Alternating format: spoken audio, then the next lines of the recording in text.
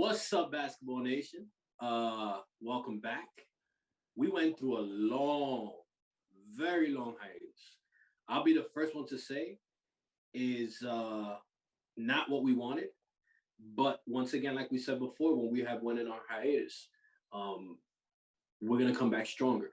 Like I said, there's been a lot going on. Obviously, the pandemic it has faded away a whole lot, which gave the opportunity for basketball to come back the way we're used to seeing it. Fans being able to go to the arenas, being able to see a great season unfold. Guys battled through it. The last time where we left off was, through the bubble and stuff like that. But yeah, we're back and we're back in full effect. For the people that have been watching us, you guys already know my name. But if you don't, my name is Ronnie. This is Basketball Nation. And yeah, all we do is talk about basketball, mainly the NBA. I'm going to let my co-host introduce himself and then let him say whatever he wants to say. We're going to go straight into the topics without wasting time. Yeah, I mean, for those that have been watching us on previous episodes at some point or another, my name's Paul. I'm back at it again with Ronnie. We're going to try to pump out as much as we can for you here during the off season, keep you guys engaged. Obviously, the season just wrapped up, so we're going to try to keep you guys engaged. As I'm sure a lot of people are basketball fans just in general, so you'll be engaged. But and prepare for the next season and recap what just happened, of course. But we gave you some insight into the bubble. We gave you some insight into this season before the fans, like he just touched on. And then now that the fans are back, and thankfully the pandemic is kind of calming down. Hopefully, it keeps going in that direction, so we get back to normal every which way, including our beautiful sport that we love, which is basketball and mainly the NBA. So hopefully we delve into that topic right now. I'm gonna let him run with it, and hopefully you guys enjoy. All right, cool. Oh, and by the way, before I start, if you haven't subscribed yet, please subscribe. Press that like button so that way we can get into the YouTube algorithm, as well as go to all the other platforms that we're on: Apple Music, Anchor, Spotify, and all that good stuff. And like I said, press them post notifications. That way you know every single time we upload a new episode. So with that being said, let's get straight into the topics. The first one we're going to start with, just because it makes sense. Giannis getting his first ring. Yep. Man, oh man, have we been waiting for this? And guess what? I know in his mind, and in the average NBA fan's mind, it was worth the wait. Absolutely. What do you got to say about that, man? I mean, if you're a Buck fan, it was worth the wait. Period. Obviously, it's the first one since 1970 that they get one, and they've been pretty good for quite some time, pretty much since he got on that team. So they've been relevant. But to finally get it, since the first time since 1970, is amazing. As a Buck fan. And for Giannis, I mean, I think no matter what he does going forward, which I think he's still going to do very good, but no matter what he does going forward, he's cemented himself in Bucks history, and he's probably going to have his jersey retired at some point or another, no matter what he does anymore, because it's been so long since they got a championship and all his personal accolades that we'll delve into. But I mean, yeah, kudos off to the Bucks. At the beginning of the year, if we go back to our earlier podcast, when we were discussing predictions and things of that nature, they were one of the teams that I thought had a chance if they could stay healthy. Because you can never rule out Giannis. He's such a great player. But to see them finally get it done, yeah, tip my hat off. Yeah, but Paul, let's not sit here and say, like, you did say that they, eventually they'll get it right. Yeah, but I mean, they had 2 years in a row of an opportunity and they blew it. Yeah. So, but what I say to that is what I've said before.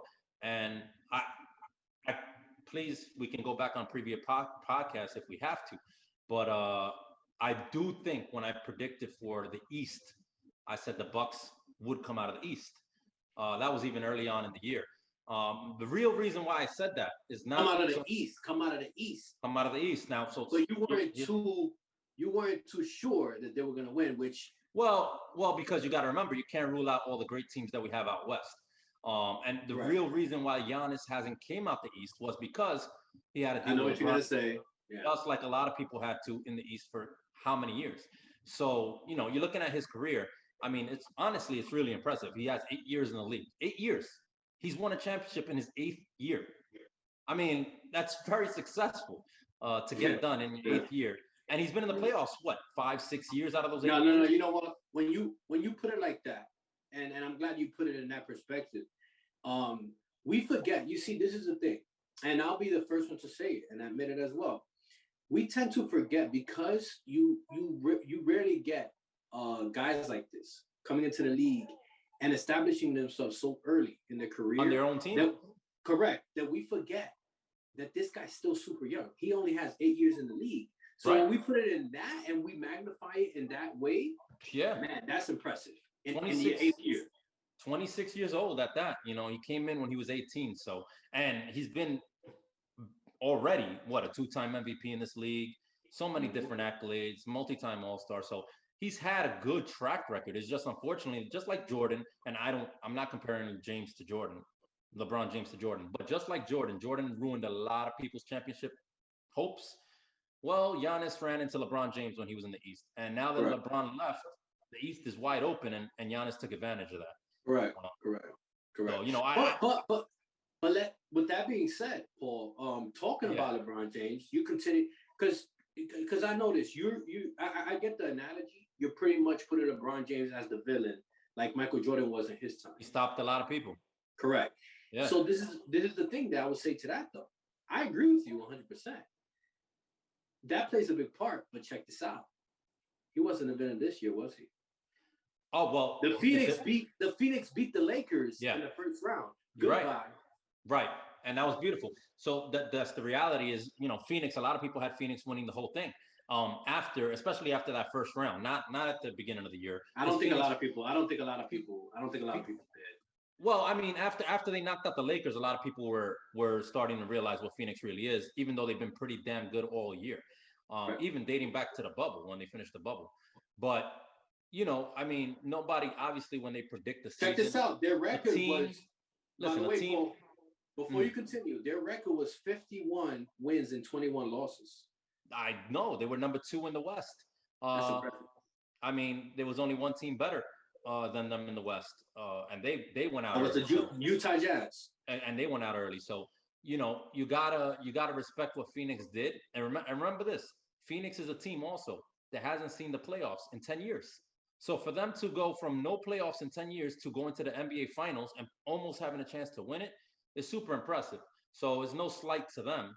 Obviously Giannis and them, I always say, in order to win, you got to get beat up first. So Phoenix hasn't got beat up. They haven't made the playoffs in 10 years.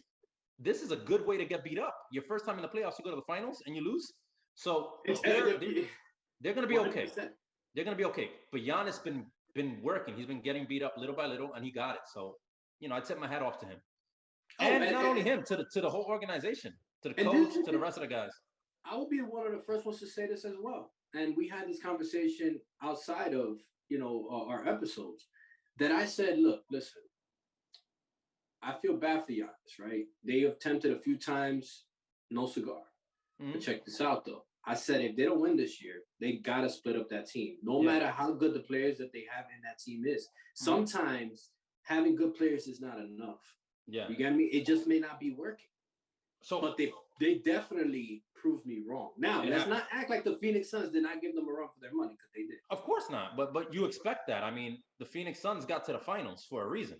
They're not a bad team. They're a very, very good team. With young stars and Hall of Famer soon to be in Chris Paul. So, when you look at that, you expect them to give them a run for their money. But Giannis was prepared, and it wasn't only Giannis. It was the coach, like I said, Budenholzer, coached amazing. And then it was also Chris Middleton. He's been an all-star in this league before, twice already, and he really, really grew up. He's a clutch player in the fourth quarter. Mm-hmm. That's what he's shown in the big lights. Drew Holiday's a former all-star who also played huge. And by the way, let's not forget. Correct. I just want to mention that before you continue your point. That's what they were missing, and we had this conversation before we stopped. We went into our long hiatus. Yeah. They needed a point guard. They got Drew Holiday. And I said at the beginning of the year that was a huge pickup for them to get Drew Holiday, who's a bona fide all-star in this league, to play defense. It's not about always getting the biggest names. And I'm glad Giannis said that at the end. It's not about, oh, I gotta go somewhere and get 4 or 5 players. This brings joy to him so much more. He said he rather never win again, but got it this way, because you're talking about him and Middleton got drafted together, and they pretty much stayed together and won this thing together. They added Drew Holiday, who's later in his career, who played amazing, but they added him this season. He definitely helped, and then management, you got to tip their hat off. A very underrated pickup, in my opinion, to help them win this championship tremendously was around the All-Star break, when it was around the trade deadline for the NBA, when they picked up PJ Tucker.